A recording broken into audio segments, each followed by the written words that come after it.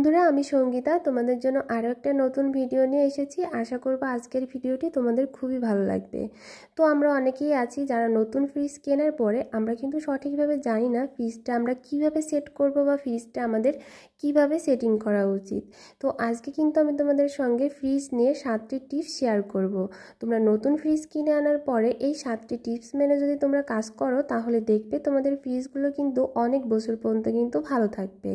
তো চলো বেশি কথা না বলে তোমাদেরকে দেখাবো আজকে আমার এই ফ্রিজ সম্পর্কে যে 7টি টিপস আমি তোমাদের জন্য নিয়ে এসেছি তার ভিতর থেকে প্রথম একটি টিপস। বন্ধুরা প্রথম যে টিপসটা থাকে দেখো, আমরা যখন ফ্রিজটা কিনে আনার পরে যখন ফ্রিজটা কোথায় সেট করব সেটা কিন্তু সবথেকে গুরুত্বপূর্ণ ব্যাপার। খেয়াল রাখতে হবে ফ্রিজটা কোনোভাবে গ্যাসের আশেপাশে বা গ্যাস সিলিন্ডারের আশেপাশে কিন্তু কোনোভাবে কিন্তু ফ্রিজটাকে রাখা যাবে না, তাহলে কিন্তু আমাদের অনেক বড় বিপদ হওয়ার কিন্তু সম্ভাবনা থাকতে পারে।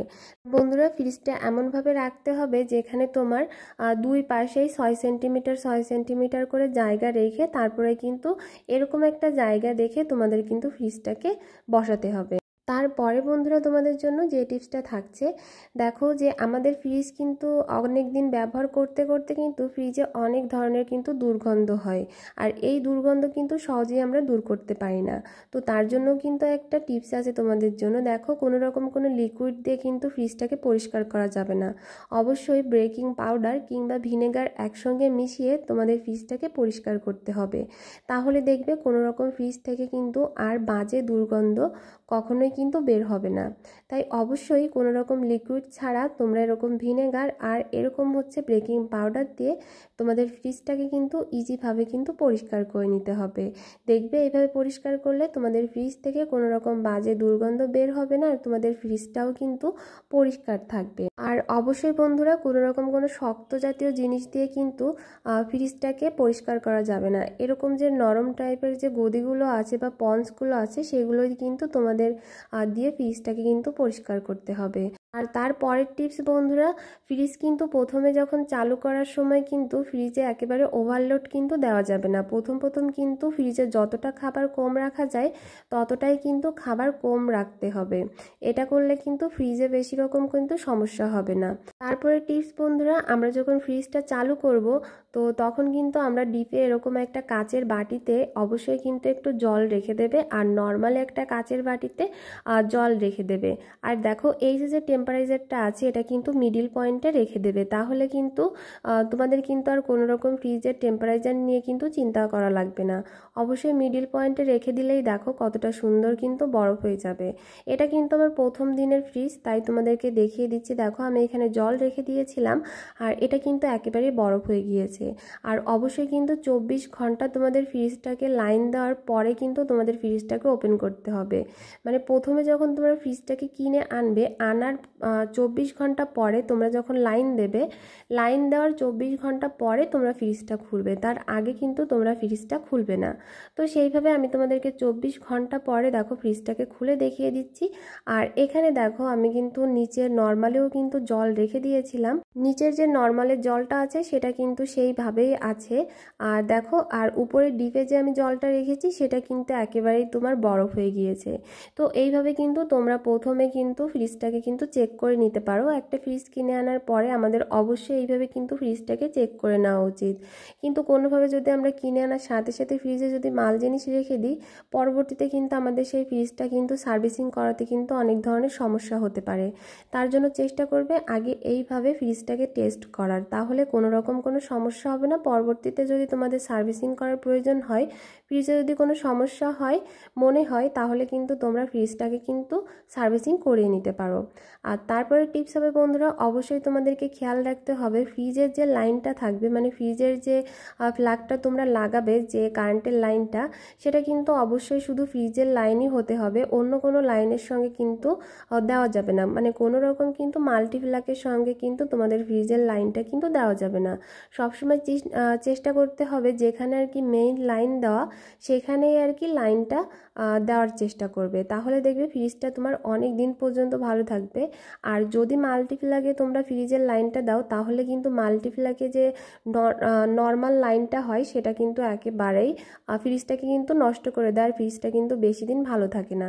তো এই জন্য তোমরা আলাদা চেষ্টা করবে যে ফ্রিজের লাইনটা আলাদা করার, তাহলে দেখবে যে ফ্রিজে যখন তোমরা লাইনটা দিচ্ছ তখন কিন্তু ফ্রিজের লাইনটা খুব ভালোভাবেই কিন্তু পাচ্ছে, আর কোনো দিক থেকে কিন্তু তোমাদের কোনো রকম কিন্তু সমস্যা হবে না। এই দিকে কিন্তু তোমাদের অবশ্যই প্রথমেই কিন্তু খেয়াল রাখতে হবে।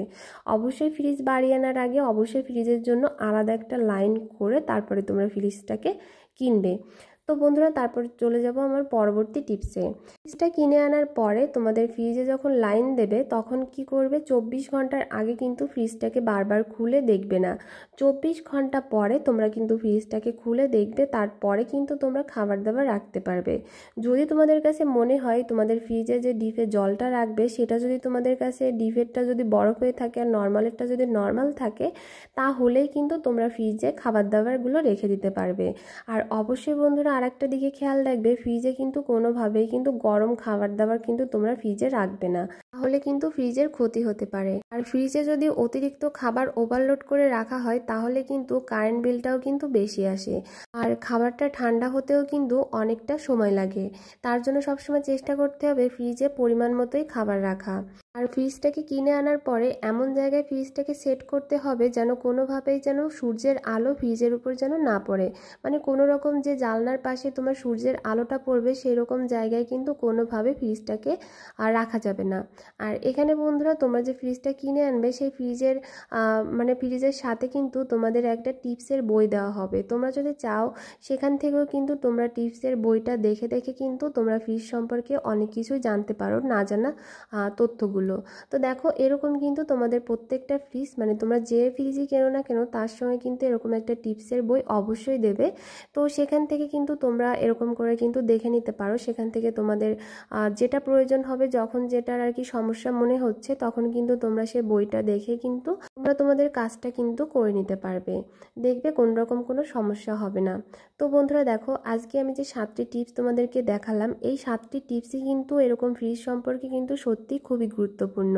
তো এই 7টি টিপস কিন্তু তোমরা যদি নতুন ফ্রিজ কিনে এনে থাকো তাহলে অবশ্যই এই 7টি টিপস মেনে যদি তোমরা তোমাদের মানে ফ্রিজটাকে সেট করো বা ফ্রিজের সব নিয়মকানুন মেনে যদি কাজ করতে পারো, তাহলে দেখবে একটা ফ্রিজ কিন্তু 50-60 বছর পর্যন্ত কিন্তু ভালো থাকবে, কোনো রকম কোনো ইলেকট্রিক দিক থেকেও সমস্যা হবে না।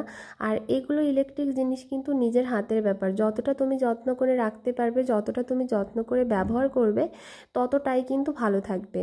হয়তোবা তোমাদের অনেকেরই এই সম্পর্কে জানা ছিল না, যারা হয়তোবা নতুন ফ্রিজটা কিনেছো বা কিনবে তারা যদি আমার এই ভিডিওটা দেখে থাকো তাহলে কিন্তু তাদের জন্য খুবই উপকার হবে। আর কাদের কাদের জন্য ভিডিওটা ভালো লেগেছে বা কারা এই টিপসগুলো পছন্দ করেছো অবশ্যই কমেন্ট করে জানিও।